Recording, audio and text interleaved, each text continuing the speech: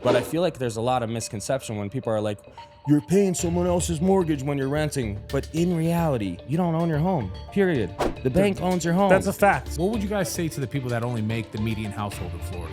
The median household is only $78,000. The majority of people I know who rent, it goes up every Typically 3% a year. every single year. Yeah. So that is something that you have to take into consideration. At what point does rent start to supersede what a mortgage would have been? What's going on, everybody? Welcome to the Doubt and Devotion podcast. I am your co-host, Billy G. What's going on, guys? I'm Jared. Guys, is the American dream dead? Have we been priced out of it? What happened to it? It's maybe a myth at this point for anybody who's in the millennial age and on, even maybe Gen X and on. It feels like life is getting progressively harder and more expensive the older I get. And when I look back on like previous generations, I look at statistics or talk to my parents or whatever. Not to say that they had it like easier, but it definitely had it more different, right? I would say that things were a little easier for them when it comes to buying a home, buying cars, jobs. The world was a different place. Yeah. No, I think it's okay to say they had it easier. They had it easier. Yeah, I'm sorry. They could yell at us later, but easier. Yeah, it's just a fact, Yeah. right? So 30 years ago, like basically our childhood homes, Yeah. right? Early 90s. Yeah, early 90s. The median for the housing market at that time was right around like $120,000 to $150,000 for a decent house. And you mean here in South in our Florida? area, yes, South Florida, like Okay. Broward County area, and I'm sure most of the surrounding areas. I'm sure in Miami probably a little bit more expensive, For just sure, as it Palm is Beach, now. a little bit more expensive. Yeah. Yeah. So let's say $120,000 to $150,000 got you what you would call a decent house, right? 2 to 3 a bedroom great starter home. Yep. The goal for most people, the American dream, right? Yep. To be a homeowner, and at that time, if it was $120,000 to $150,000, $30,000 to $40,000 a year meant that you could afford the mortgage comfortably. That's insane. Which is just, again, it's insane. mind blowing. People make that at McDonald's now. Yes. You know what I mean? Yeah. So most, entry level jobs, you're getting that, in the or 30s. maybe a little more, right? Yeah, for sure. And because they have no choice, right? Right. Even full-time minimum wage jobs are probably getting you, I'm assuming 30. What can you look up what minimum wage is nowadays? I have no idea, but I think I would it depends assume, on where you're at. Some states have like the new. Again, I'm just talking about our area. Yeah. But they have like the bare minimum wage now, like $15 an hour or something. It's $14 an hour right here in Florida. Minimum wage. So that full-time, that wouldn't get you $30K. Well, let's take this into That's consideration. about $28K. Yeah. Okay. So Roughly. not far off. No. Yeah, roughly Right. 28,000. Well, something we got to take into consideration too is inflation. Okay. Yes. So the dollar was different back then. Yes. Okay. It's becoming a little bit more worthless as we continue to add debt. Yep. What was the national debt in the early 90s? Like compared to what it is now. What are we at? Like 17 trillion or something like that. I don't want to misspeak and sound like a retard, but we're in the upper trillions. U.S. debt in 1990 was $3.2 trillion. Okay, and where are we at now? $37 trillion. See, way worse than I expected. Hell. So that's what I'm saying. We have 10x'd the national debt, right? So obviously our money doesn't mean nearly as much today as it did back then. So, when you look at that $100,000 or $130,000 to buy a house, what does that translate to in today's money, Mike? Put in, what is $130,000 in the early 90s equal to today? $130,000 in 1995 is roughly equivalent to $270,000 and $280,000 today. That sounds about right. Yeah. So even still, the housing market has still outpaced inflation quite a bit. Yeah. I mean, he's saying 270. And what'd you say the average house is now? Did we go over that? No, that's where I was getting. Yeah. So what's the average house The now? average house now is $400,000 to $600,000. Yeah, depending on what part of Florida too. Yes. We're talking about Broward for. And again, to be clear, that's not for some like mind-blowing house. No, this is for like a 3-bedroom, like you and your most times kids. need some work. Like For sure, You're yeah. gonna have to maybe Built do in the the AC. 70s and 80s. Yeah, dude. Like Yeah. you're gonna have to do some work to it For and sure. put some money into it. Yeah. But either way, that aside, just to get your foot in the door and get a mortgage, that means you would have to make $130,000 minimum. And that I actually question that. That's a lot. 130 is a lot. That's a lot. But even still, I feel like it wouldn't be like a breeze for you to be able to afford the mortgage and all your other bills. Yeah. Because again, life is You'd be living so, very tight. Yeah. Yeah, you'd be living it's very just tight. so expensive, you know? And then on top of all of that, interest rates are through the roof, right? And you know a bit more about that. So why are the interest rates where they are now? Like, why is it so high?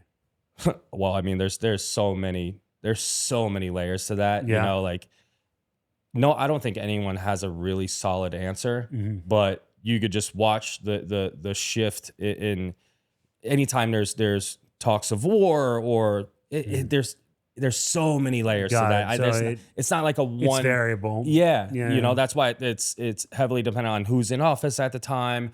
The stock market correlates with the interest rates. There's so many variabilities to this. It's like, Yeah, because I'll be honest, I don't know too much about like why it is the way it is. Yeah. I know where it's at. A lot of it has you to know? do with inflation too, yeah. Okay. because the Yeah. higher the inflation, the more expensive it is to Give get you a that loan loan. from They a bank. do Get it that to loan. try to level things out. Yeah, to But try it to- almost seems to do the opposite. Right. You know, it's Right. like, it doesn't make a ton of sense if I'm honest with you, but it is what it is, right? Like, so right now, especially people that are younger and don't have a amazing credit and all the stuff that's needed Yeah. for a mortgage, which we'll get into, we'll rattle off some things that a lot of people don't know, but let's say you're getting a 6% interest rate. Yeah, well, that was mine. Well, on the most It's pretty recent house. realistic, right? Yeah, my Some most people recent might house. get closer to 7, but let's just say it's a 6% And that's like interest rate. excellent credit. Like, Yes, yeah. Yeah. A 6% interest rate on, let's say, a roughly $600,000 house in interest over the 30-year term, you're paying more in interest than the house is worth, Yeah. right? So let's say a $600,000 house, you're going to be paying probably closer to, I could actually make sure I calculate right. $600,000 house, 6% interest rate would be $695,000 in interest. Just under $1.3 million over that 30-year term. wow, It's insane. that is insane. It's absolutely insane. And don't get me wrong, like the interest rates were actually higher at the time that we were just talking about, 1995. They were closer to like 7s and 8s. But it's not as big of an impact when you're talking such a smaller number. For sure. When you're talking about $130,000 It's all relative. house, It's yes. still insane. Don't get me wrong. Those people that were paying that interest rate at that time, I'm sure were complaining a ton, but Yeah.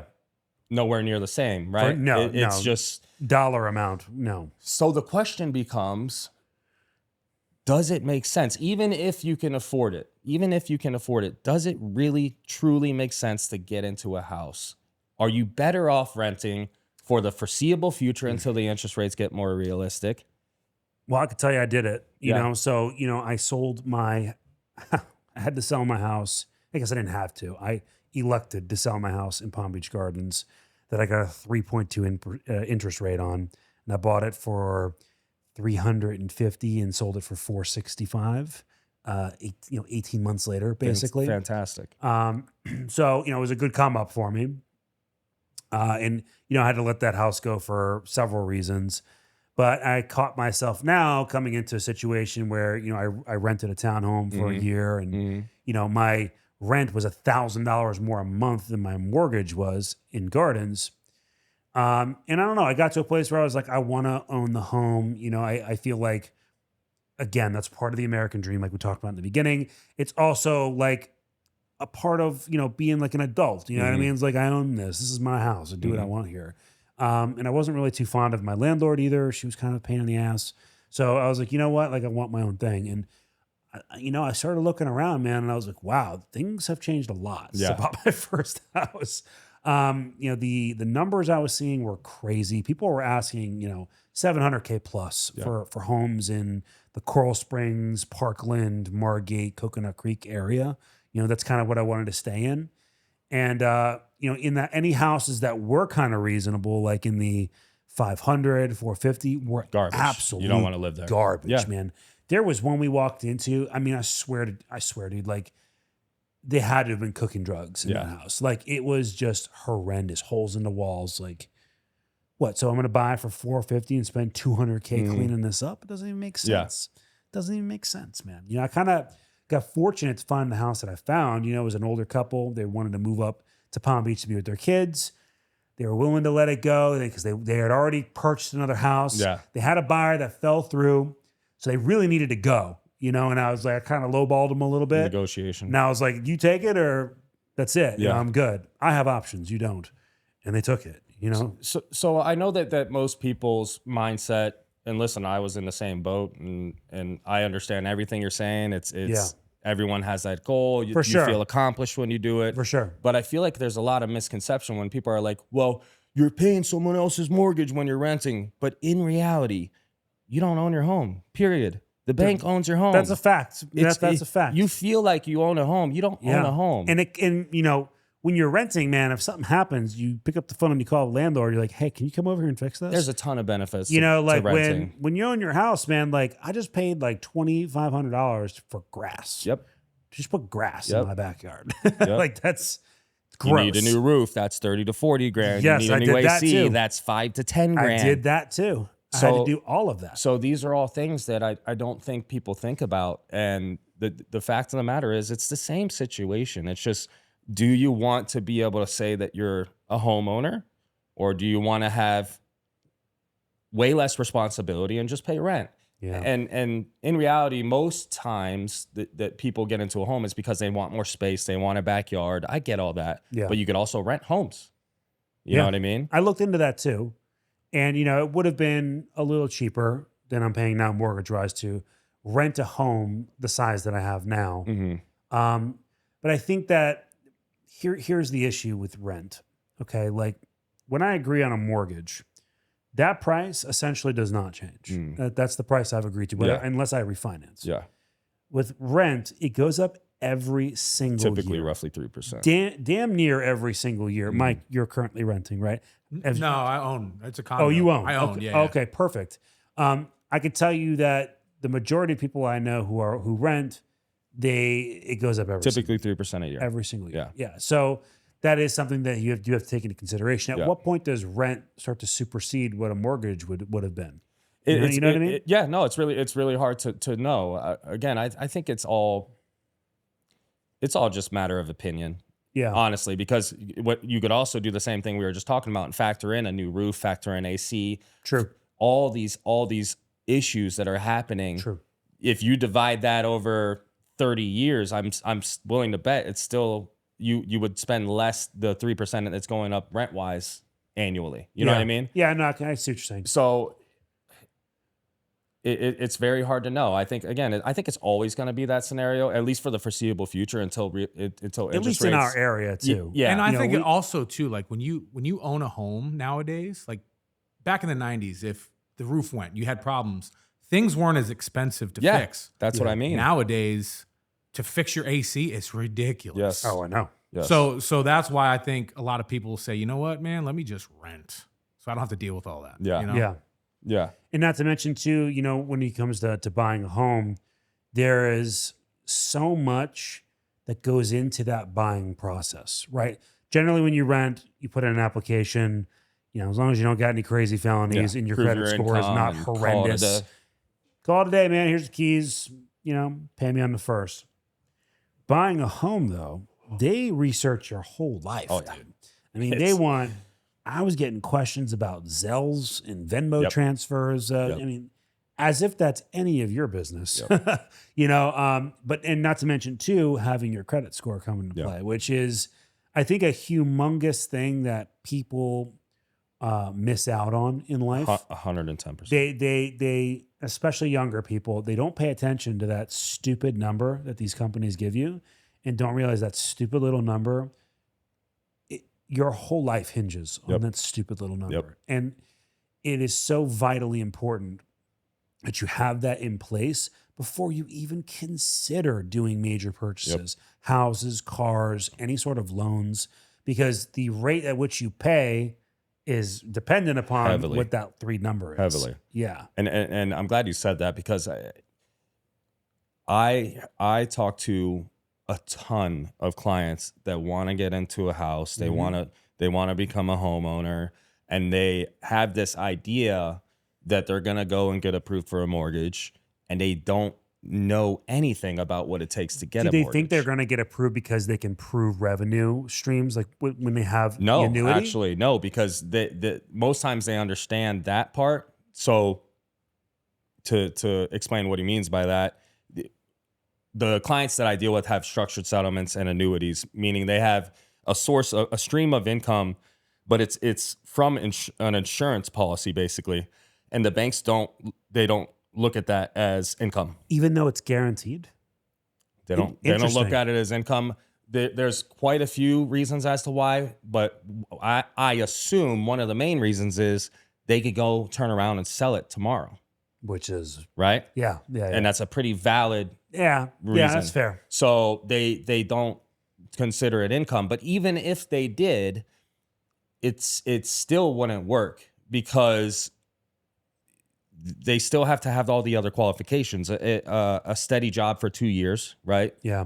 That's one people a lot of don't. They don't know. No, they don't know that. A lot, way more than I ever expected. And way worse if you have a commission job. Yes, if you have a commission, I'm going to get there because that's heavy. So 2 years of income, and of course you have to have a certain dollar amount to be able to get approved for the house that you're looking at, right? You have to have a good credit score, but even more so than that, you have to have good credit history. I mean, length of time that you've had established credit. Yeah. Like if you're 18 and you've had a credit card or credit for 2 years, that's not going to cut it. Yeah, no. You know, that even 10 years, believe it or not, is not like a significant amount of time when they're looking at credit history. Yeah. Then there's debt to income ratio, meaning how much debt do you have in your name already? Cars and student loans and credit card debt, all these other debts that are factored in when they're looking at all these things. Like you said, they dissect every aspect of your life. Yeah. Right? It's messed up. So those are the main factors. And to touch on what you said, if you happen to be in a career or you have a side hustle like what you do with coaching, yeah, you get under the table money and cash and all this stuff, or a commission based job where let's say 20 to 40% of your income is commissions. They don't really look at that. They hold salary way above that. They do. Because my coaching business is, legit above the board. Yep. I use payment processors, it's an LLC. And to use that, obviously substantially elevates my income, so Yeah. I want to show that. Yeah. And I'm like, hey, this is legitimately the money I'm bringing and not just this salary job that you see. And the last place did take it into consideration because the business has been in business for long enough. That's a key factor. Yeah. If you just opened it 3 months ago, they don't care. You have Yes. to have at least 2 years of being in business for them to even consider it. But even then, it was heavily scrutinized because, it's this, man. That's why. There's some They months I'm want making this amount, consistency. I'm making this amount. Yes. Whereas my salary is the same every month, dude. Yes. Don't change. They want consistency. That's Yeah. what they care about. Yeah. So unless you have some sort of assets or something that they could leverage and hold over your head, God forbid you miss a work history is payment. another one too. I mean, I've been at my job 10 years now, Yeah. man. So it's like, if you're at a job for a year or even sometimes 2 years, like they're going to question Yeah. that because how important are you at this job? 2 years is That the you- minimum. Yeah, that Minimum. you can pay this mortgage for 30 years. Yeah. Yeah. Yeah. So these are some of the factors. Those are the main factors from experience that people are completely unaware of. Yeah. That I've spoken to people that are close to our age and didn't know. Oh, look, man, I'm going to tell you, I know a lot of people our age. And by our age, I mean like mid to late 30s Yeah. that still have no idea about credit. They still are living paycheck to paycheck. And it's not because they make bad money. It's because they make bad money decisions. Yeah. And that is such a crucial aspect of being an adult, And when I say an adult, I mean like being someone responsible enough to buy a home. Yeah. Is allocating your money in the correct manner. You know what I mean? Like it's one thing to make a high income. I know plenty of people who have got high incomes and have nothing today. Yeah. Nothing. Okay. The thing is, when I started making a higher income, I became a hermit. I literally just did nothing but sock money away for years, man. And like, me and Samantha would maybe go to Orlando and go to like Universal for a day, which didn't even cost us that much because we had annual passes. Like we would do that. That was like my getaway. But other than that, man, I was doing nothing. Okay. And I invested my money and I put it in high interest savings accounts. I started putting it in the stock market. And like those are the things that should precede you considering something like a house. Yes. Okay. It's one thing to create a large income for yourself. Congratulations, man. If you have a high paying job, great. That is literally step one. Yeah. Okay. Step one. The next steps need to be setting up your financial future, because walking into $500,000 or $1 million in debt for a building isn't really the greatest thing. It shouldn't be your next move. You know what I mean? You should be setting yourself up for retirement, having money in case, God forbid, you lose that high paying job, right? The house kind of comes later. So I agree with you that there is a time and place to rent and then a time and place to buy. And you kind of said that perfectly. I think that's probably a lot of what people are also missing is exactly what you just said. Mm-hmm. Maybe they get too excited. For sure. They get that raise. And they're making good money and it's been a couple months and they just immediately jump into a BMWs in the home. driveway. Yeah, I've seen it. I've seen it happen so many times. That makes a ton of sense. Especially at my job. My job and in my industry, you can make really good money. Yeah. And I've seen it play out so many times, man, where guys start making good salaries or good commissions, whatever. They're making that 5 figures a month plus. Yeah. And all of a sudden the BMW pulls up and all of a sudden, the designer clothes, designer shoes, you see these things happening and you're like, great.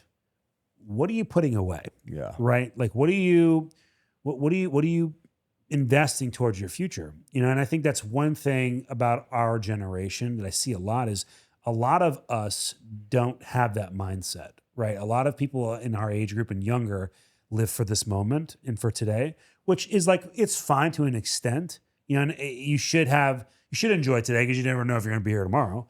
But there has to be that mindset too of like saving for the future, understanding that money can go away at any moment. Yeah. Okay. That income stream can go away at any moment. You need to have your back, your own back, really. And that's the thing. Like, I really never thought about it this way, but you're right. And then it ends up being the perfect storm where not only do you not have, let's say that you don't have a excessive amount over what you need to be able to pay your bills comfortably. Yeah. You don't have anything in savings. Nothing. Yeah. Especially if you're going to put a large down payment on the home. Correct. So then you deplete all that and you're going into it basically fresh with no money in savings. No money saved because you put it all in the house. And then what happens? Honestly, what happens if you're 3, 4, 5, 6 months into paying this house and you lose your job? Yep. Seen it happen. What do you do? Literally watched it happen. What do? You sell. You start back at ground zero, and hopefully you made up the money. Hopefully your house didn't lose a little bit, or like, you know what I mean? Like hopefully you're somewhere in the market where you're at least breaking even to make up for that down payment that you put down. But yeah, man, I've literally the financial literacy of our group and younger is abysmal, man. Yeah. It really is. And like, I don't really believe it's our fault fully. No. I feel like this is not something that is taught. And not even if our parents did teach it to us, they did it differently. It's also a different world than we did. My mom used to sit there with the calculator and the paper and like write out checks to all, I mean? We don't do that shit anymore, man. You know what I mean? Like everything now is faster paced. You got to get your shit together. You got to have your money ready for this bill that comes out at this time of your account. Like learning how to balance that budget, learning how to sock a percentage of your money away, no matter what, is crucial to being able to set yourself up for success in the future. Because here's the thing, man, and I hate to say this, Social Security is not going to save our generation. It will not be there. Nope. It will not be there. We will not have it. There will be no retirement for millennials or for Gen Z. It will not be there. You better have your own ass, okay? Because if you think you're just going to coast and then kick your feet up, in retirement, you're not going to. Agreed. You're going to be working till the day you die. Agreed. Yeah. Yeah, I completely agree. And to pay off a house that's doing what for you? Exactly. You know what I Again, mean? and that's a 30-year Yeah. loan. And Yeah. and if it's your first house, most times within the first 7 years, you end up selling and going somewhere else. For sure. And that's a good argument. All right. And that's kind of the idea I even had. Like, I'm not going to stay in the house I just bought for 30 years. I won't be there for 30 years. My goal is like kids grow up, they do their thing. I'm going to get out of Florida, dude, Yeah. frankly. Unless Blackstone like is doing millions upon millions upon millions, then maybe I'll stay. But like, 20 years from now or even 15 years from now, I probably won't be in Florida anymore. Yeah. No, I was going to say, what would you guys say to the people that only make the median household in Florida? Like the median household is only 78,000, right? I would say back in the 90s, if you made 78,000, you were balling. You were able to do so much. Yeah. Nowadays, the housing market is so crazy that somebody making 78,000 can't even afford a home. that's the reality. That's what I would say to them is you need to make more money. That's the only answer. That is the only answer. It's the absolute truth. Yes. Right. So if we know that the median, again, we'll just focus on Broward, but this is pretty united, at least in the United States. It's like everywhere, like it's relative. You might make more in some areas, but the houses are more expensive. So you look in your area, see what the norm is. But here again is $400,000 to $600,000 for a starter home, right? That means that if you're making, what'd you say, 70 or 80 grand? You need to basically double that though. That's you need to make 130. That is very hard. If you want to buy a $500,000 house, you need to make $130,000 to $50,000 a year. Fair. Correct. So doubling the median household is tough for some people. Yeah. 100%. Anybody. I'm not denying that, but I'm just saying that you need to come to terms with the fact that you can't afford it, and that's okay. It's not necessarily your fault unless you're doing something you're not doing what you could be doing. Meaning, maybe if you worked harder, you could get promotion, or you could go into another space that makes you more money. You could have a side hustle. Yes. That all is solely your responsibility to do more. If you're doing all that you can and you are capped where you're at, then it kind of is what it is. But you need to come to terms with either you have to pivot, get a side hustle, get some other income, or continue renting. Yeah. And the reality is, rent isn't cheap either. No, rent is horribly but that's expensive. why the American dream is dead, though. Yeah, that's and it. very because well- you shouldn't have to work 80 hours a week to be able to afford a home. You shouldn't be able to. And it's crazy to me. I get worked up because I have a 2-2 condo, and I've told you guys my kids want to buy a house, and it's so hard down here. Yeah. Me and my wife make pretty good money. Together we have That's a what dual I'm saying. income. Like you're not like low income No, or anything. no, Yeah. and it's extremely hard, and it's frustrating, and it's like no one knows why, and it's very hard to just double your income. For sure. You know what I'm saying? For sure. But I understand. do believe, and I've been there. Okay, I've been there. There was a point where I had nothing, dude. I mean, I had nothing. I remember I did exactly what we said not to do. I put my last penny on my first house, as a down payment. And then, over time though, like I said, man, I kind of lived like a hermit, man. And I think, unfortunately, this is where a lot of people, that's the thing a lot of people don't do. They don't take that trip. They don't, and like, look, there is something to be said for taking the Disney trip. Okay. Like totally. I'm right there. Right. But there is also, I believe, a time where like you really got to buckle down and like count every penny, dude. Like if that's where you're at, because that's where I was at, I had to just count every single penny. Samantha was making no money. It was all on me, right? And I had this baby in the world. Like we're living in this horrible apartment.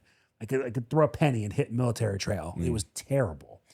And I just had to buckle down, man. I had to do what you said. I had to make more money. I figured out, I opened a coaching business. I just, any hustle I could think of, affiliate codes for companies. Like I just started figuring stuff out and creating multiple revenue streams that was based around my specialty, was based around the knowledge that I had, right? And I used that situation, and over time, all of that grew. And that's essentially how it worked for me. You're not going to just stumble upon a bag of money one day. You're not just going to hit the lottery.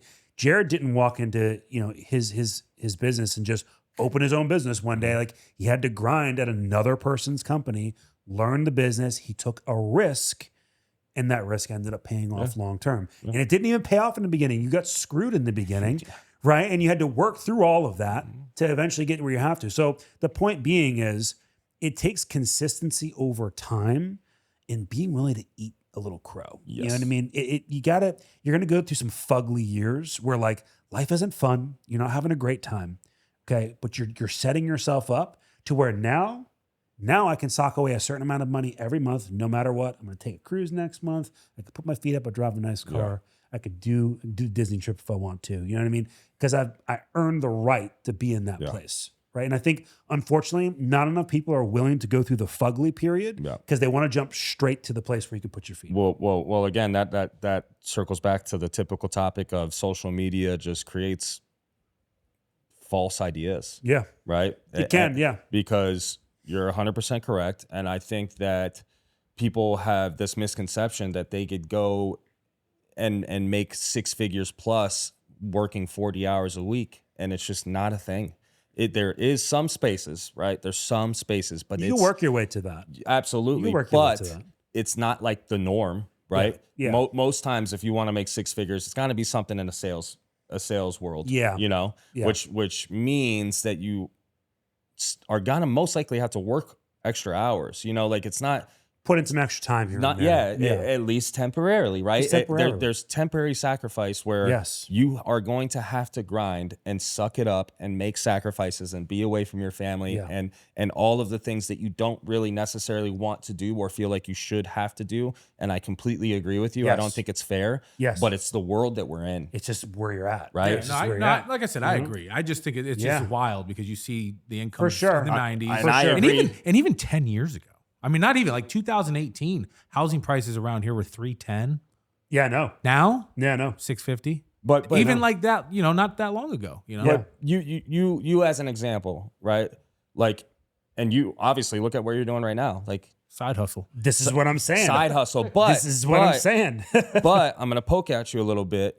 Are you doing all that you could be doing, right? Like, are you marketing yourself to get to other podcasts? Maybe do clips for some other channels. Like, put yourself out there, bro. You're really good at this. Like, I've had people message me, but you got to do your own. Yeah, Blackstone has asked me about. You got to do your own thing and start putting yourself out there more, taking that risk and getting out there and again, eating crap for a little bit. And doing stuff cheap until people see what you're worth, and then getting more and then getting more. So I get it. To be clear, I've been there. Just like Billy said, I've gone through. We could have a whole 3-hour podcast about the nightmares me and my brother went through to get where we are, and people don't care, and they don't look at that. They just see the flashy stuff. They just see the flashy stuff. They see on IG, and they think everything's sunshine and rainbows. But my point is, like, you could do it. You could absolutely do it. You have a ton of skill, and it's just going to be something that you're going to have to buckle down and grind and have late nights and be away from family, but you 110% can do it. And you just got to flick that switch and decide that you're going to do it. Yeah, for sure. I do agree with you that it shouldn't really be that way, but it is. Yeah. So it's either you come to terms with it is what it is, and you're going to continue renting and hopefully eventually you stumble into something, or maybe you get promoted and maybe that happens, but you ultimately have the control of making it happen quicker. And on your terms. It doesn't have to be that way, because you can continue doing exactly what you're doing and getting what you always got, right? But I think, as with anything, when you have a dream or you have a goal, you have to be, there's no such thing as balance when it comes to a lofty goal. Think about an Olympic athlete, right? There is no such thing as balance for that guy to achieve greatness, right? When I wanted to be, an open bodybuilder, man, I made a decision and I did whatever it took to be an open bodybuilder, right? So if your dream is, okay, I'm going to buy this home in this area at this price range, unfortunately, you're going to fall in the same category. You have to do whatever it takes to reach that thing that you have in front of you, right? Now, granted, I understand the sentiment that housing is a basic human right? I understand that, but you have housing, right? Majority of people have roofs over their head. So let's take that away, because yes, what's not a basic human right is your own housing. Like, you don't have to own your own place, right? But if you want to and you have that goal, then there's a lot there's a lot more involved with it than just shucking a couple bucks away and hoping that, you find a house that fits your price range. Like it's a lot of work. It's a lot of work to make such a massive purchase. It's going to be the biggest purchase of your life, most likely. And I think that people just don't understand that. They don't understand the severity of what that really means. And the harder it gets, the more unattainable it looks, the less people are going to try. I feel like, unfortunately, our society is a very like, I want it right now society. Take your ball and go Yeah, home. for sure. And it's like, well, I'll never get there anyway, so why even try? And unfortunately, like, that attitude doesn't get you anywhere. You're never going to have the house 100%. if that's your attitude. 100%. And I do absolutely think that's what's happening with a ton of people. For sure. They're Absolutely. super defeated. Of course, it man. seems unattainable. He just said it, like, I have to double my income. Yeah. That's a lofty thing. I'm not saying that's not an easy thing to ask somebody to do. But you know what, man? Like, it is attainable. 100%. It is attainable. If you put your mind to it, which is so cliche, but it's true. If you put your mind to it and you find the money out there, because you know what? Money is out there. There's so much money out there. 100%. There's so much money out there. You just have to convince people to give it to you. That's really it. Yeah. And I would really say be able to stomach a risk, that the risk that it takes, understanding that it's not an overnight thing. Most businesses are in the red for 3 to 5 years minimum. Yeah. So again, don't listen to all the bullshit that you're seeing on Instagram. Yeah. It's just not a reality. Yeah, I got lucky with coaching, man, because coaching is zero overhead. Yeah. Like, literally zero overhead. That's beautiful. You know what I mean? For me, it was just a matter of, do I know enough to ask somebody to give me money? Do I know enough? Yeah. So what I did was I just coached people for like next to nothing, $50 a month. Yeah. Then it was $100 a month. And then it was $125. And now we're at $250 to $300, depending on who you are. And over time, I've learned more and more and more and more and more. And now, I mean, I could coach anybody at this point, I feel like. You know what I mean? So it's like, I got fortunate in the fact that I didn't have to take this humongous risk as far as like taking a big chunk of money and opening a business. But the beautiful thing about Mike, I was just going to say, is he's the same way. You know what I mean? Your overhead is what? The cameras, maybe some of your equipment. it's all stuff he already has. Yes, but you already got all that. And I'm not saying you're not in the red just yet. You might still be in the red as far as what you owe, and that's cool. But you've already owned it. You already have it. Everything is up from this point. Let me ask you: is this something that you think about doing? Yeah, but it's funny. I was going to ask you guys like advice, not just for me, but what I think of is I'm 38. I have 2 kids. Mm-hmm. I have a mortgage. Yep. It's like I can't get rid of my main job. You know what I mean? I don't think you should. So for me to go out and keep getting other jobs with doing for one, more podcasts would be crazy. Already dealing with this and my other job. You'd be better off doing my wife videos. My wife also works 6 days a week. Yeah. You know what I'm saying? So I have the kids a lot by myself. That's where I'm at. If I didn't have my main job, like let's say I got fired tomorrow, would I make it? Probably. Yeah. Yeah. That's me with the risk part.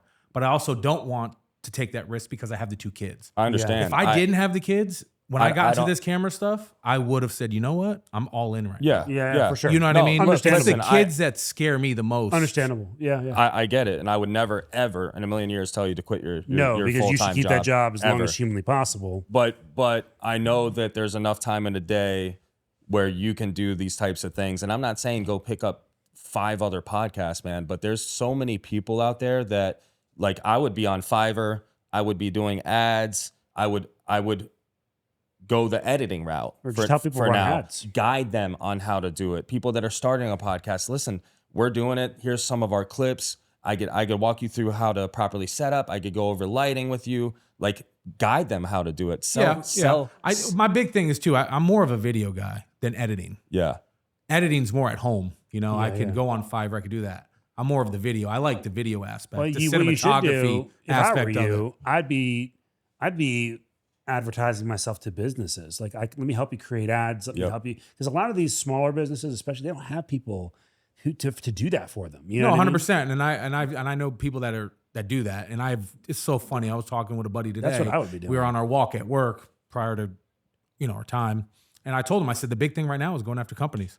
For sure. And I know that. I just I haven't done it. Doctors, chiropractors. But again, what you have to do in the beginning is do it for free.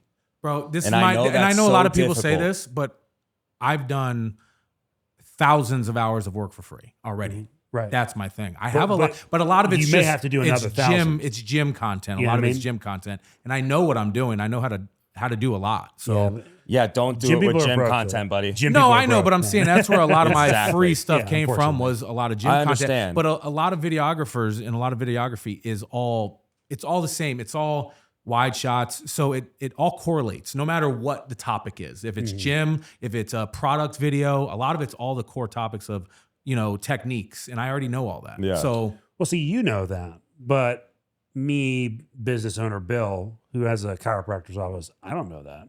You know what I mean? Like, you show me a video of some dude working out, and I'd be like, well, this is not my business. Yeah. You know what I mean? How do I know you could, effectively capture what I do as a chiropractor effectively, on the camera? You see what I'm saying? Like, that's just my mindset. And I totally get where you're coming from, because you're right. I mean, shooting is shooting, and I get that part. But I think that if it were me, I would just be lending my services out there as much as I can to build a book for yourself. Because even when I did coaching, man, like, I would have people go, well, why should I hire you? And I would send them 20 before and afters and go, this is why you should hire me. Yeah. Signed up right there. Yeah. You know what I mean? And if all you have is gym content, that's great if you're looking for a gym person, right? Like me, maybe my next prep, I'll hire you to do a road to pro for me. You know what I mean? You know what I mean? So, like, that's cool. But, like, unfortunately, gym people, bodybuilders, they're mainly broke. Like, you should definitely be going after, like, doctors' offices, Yes. at law firms. Like, I would be going after people who got the cash to give to you to do these things. You know what I mean? for sure. Yeah. So It's going to happen. I'm going to be For reaching sure. out No, to people. look, I have the no skill doubt. is there for you, bro. It's there. It exists. Yeah. You've got Thank the you. hardest part down, in my eyes. You know what I mean? You got the knowledge base. Now it's the marketing side of it, and that's kind of the shittier part of owning your own business, is like marketing yourself.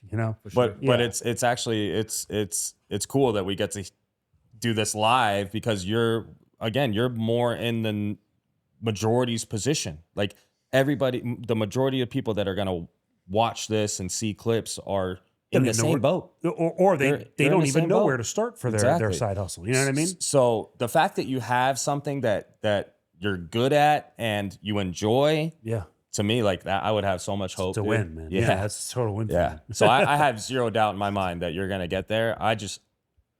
I love that kind of stuff. So I'm more than happy to come up with ideas and help you with that. Same. We'll have a Same. side I love that stuff. conversation. Yeah. But yeah, any way that I could help, dude, I'm all in. But yeah, man, I can't imagine that I can't imagine, actually, because I've been there.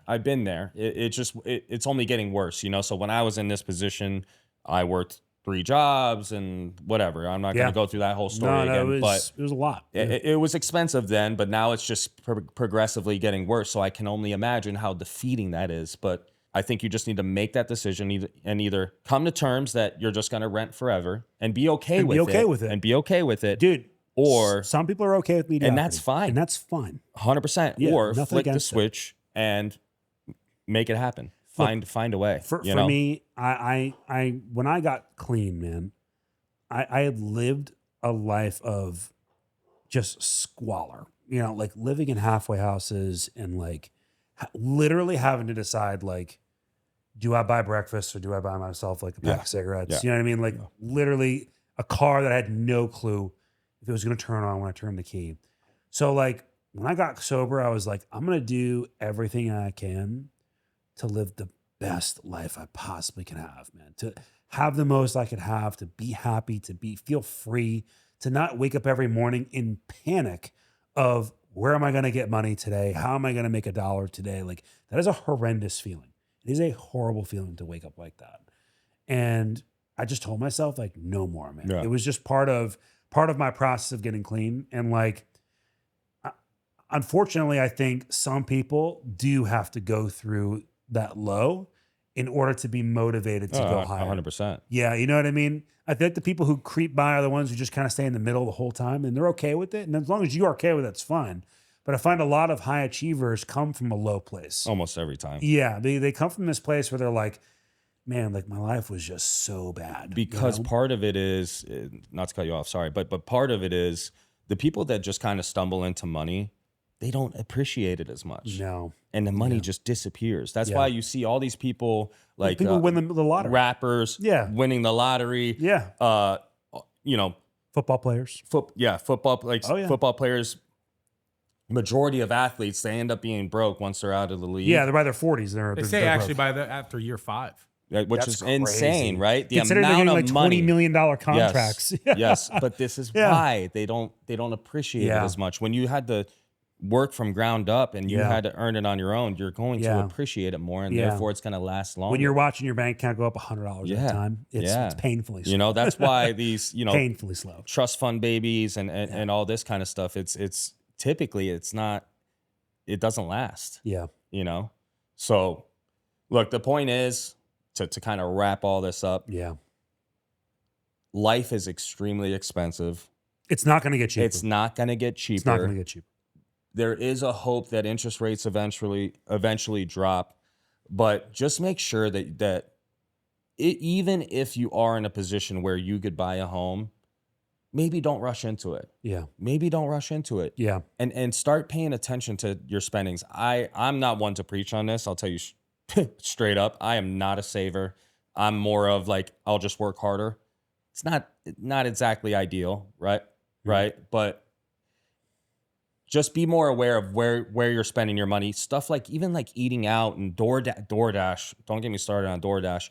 Just be more aware of your spending and be cautious. Yeah. Have 6 to 9 months in savings for a rainy day, or God forbid you lose your job. And I'm saying that after your down payment on the home, if you're going to get a home. Yeah. Think of all these factors before you just dive into getting a home because you are making the money that you think is going to allow you to get it. And even if you're doing it, $50 at a time, even if it's $25 everything at a time, matters. It's the act more than it is the dollar amount. Yeah. Okay. Because over time, if you commit to the act, the dollar amount will go up. Yes. It will go up. Yes. And I'm kind of the opposite of him, whereas I'm a saver, right? Like I save a certain amount every month, no matter what. I pretend it does not exist.